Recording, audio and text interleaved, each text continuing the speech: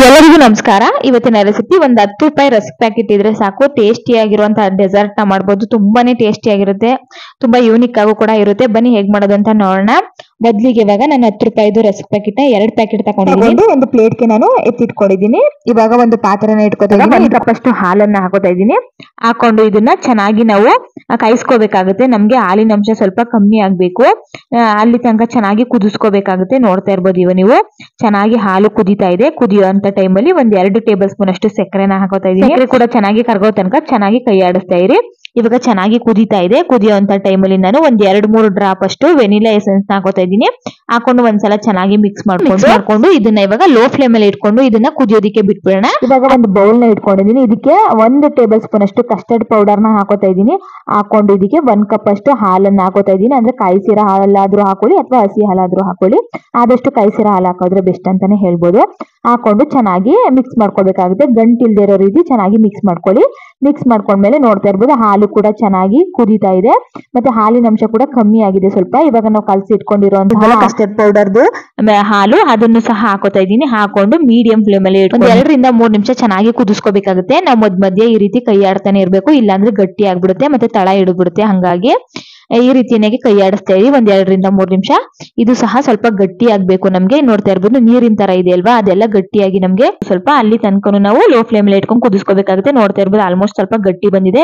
ಇದನ್ನ ಇವಾಗ ಆರೋದಿಕ್ಕೆ ಬಿಟ್ಬಿಡೋಣ. ಇವಾಗ ಮತ್ತೆ ಒಂದು ಬೌಲ್ ನ ಇಟ್ಕೊಂಡಿದ್ದೀನಿ. ಇದಕ್ಕೆ 2 ಟೇಬಲ್ ಸ್ಪೂನ್ ಅಷ್ಟು ಸಕ್ಕರೆ ಪೌಡರ್ ನ ಹಾಕೋತಾ ಇದ್ದೀನಿ. ಮತ್ತೆ 2 ಟೇಬಲ್ ಸ್ಪೂನ್ ಅಷ್ಟು ಡೆಸಿಕೇಟೆಡ್ ಕೊಕೊನಟ್ ಪೌಡರ್ ನ ಹಾಕೋತಾ ಇದ್ದೀನಿ. 4 ಕಪ್ ಅಷ್ಟು ನಾನು ಫ್ರೆಶ್ ಮಲೈನ ಹಾಕೋತಾ ಇದ್ದೀನಿ. ಹಾಕೊಂಡು ಇದನ್ನ 2 ರಿಂದ 3 ಡ್ರಾಪ್ ಅಷ್ಟು ನಾವು ಮತ್ತೆ ವೆನಿಲಾ ಎಸೆನ್ಸ್ ನ ಹಾಕೋಬೇಕಾಗುತ್ತೆ. ಹಾಕೊಂಡು ಇದನ್ನ ಚೆನ್ನಾಗಿ ಮಿಕ್ಸ್ ಮಾಡ್ಕೊಳ್ಳಿ. ಈ ರೀತಿಯಾಗಿ ನಮ್ಗೆ ಪೇಸ್ಟ್ ಆಗ್ಬೇಕು, ಅಲ್ಲಿ ತನಕ ಮಿಕ್ಸ್ ಮಾಡ್ಕೊಳ್ಳಿ. ಈ ರೀತಿಯ ಮಿಕ್ಸ್ ಮಾಡ್ಕೊಂಡ್ಮೇಲೆ ಇದನ್ನ ಇವಾಗ ಒಂದ್ ಸೈಡ್ ಗೆ ಎತ್ತಿಟ್ಕೊಳ್ಳೋಣ.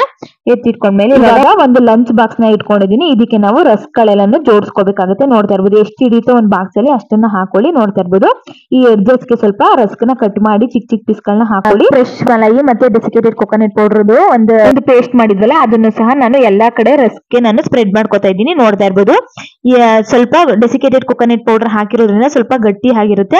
ಸೊ ಎಲ್ಲಾ ಕಡೆ ನೀಟಾಗಿ ಸ್ಪ್ರೆಡ್ ಮಾಡ್ಕೊಳ್ಳಿ. ಸ್ಪ್ರೆಡ್ ಮಾಡ್ಕೊಂಡ್ಮೇಲೆ ಹಾಲು ಕೂಡ ಸಂಪೂರ್ಣವಾಗಿ ತಣ್ಣಗಾಗಿದೆ. ಇದನ್ನ ಇವಾಗ ಮೇಲ್ಗಡೆ ಹಾಕೋತಾ ಇದ್ದೀನಿ.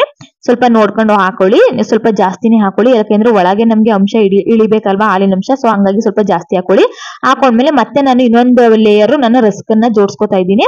ಜೋಡಿಸ್ಕೊಂಡು ಮತ್ತೆ ಇದಕ್ಕೆ ನಾನು ಮಿಕ್ಕಿರುವಂತ ಹಾಲನ್ನೆಲ್ಲ ಹಾಕೋಬಿಡ್ತಾ ಇದ್ದೀನಿ. ಹಾಕೊಂಡು ಎಲ್ಲಾ ಕಡೆ ಸ್ಪ್ರೆಡ್ ಮಾಡ್ಕೊಳ್ಳಿ. ಮತ್ತೆ 2 ಸಲ ಟ್ಯಾಪ್ ಮಾಡಿದ್ರೆ ಸಾಕು, ನೀಟಾಗಿ ಹಾಲು ಎಲ್ಲಾ ಕಡೆ ಹರಡುತ್ತೆ. ಇವಾಗ ಒಂದು ಪ್ಲಾಸ್ಟಿಕ್ ಕವರ್ ಇಂದ ನಾನು ಕಟ್ಟಿ ಇದನ್ನ ಫ್ರಿಡ್ಜ್ ಅಲ್ಲಿ 20 ನಿಮಿಷ ಇಟ್ಬಿಡ್ಬೇಕಾಗುತ್ತೆ. 20 ನಿಮಿಷ ಆದ್ಮೇಲೆ ನೋಡ್ತಾ ಇರ್ಬೋದು ಯಾವ ರೀತಿಯಾಗಿ ಬಂದಿದೆ ಅಂತ ಹೇಳಿ. ಸೂಪರ್ ಆಗಿರುತ್ತೆ, ಟೇಸ್ಟ್ ಆಗಿರುತ್ತೆ. ಇದಕ್ಕೆ ನಾನು ಸ್ವಲ್ಪ ಡೆಕೋರೇಷನ್ ಗೋಸ್ಕರ ಬಾದಾಮಿನ ಕಟ್ ಮಾಡಿ ಹಾಕೋತಾ ಇದ್ದೀನಿ.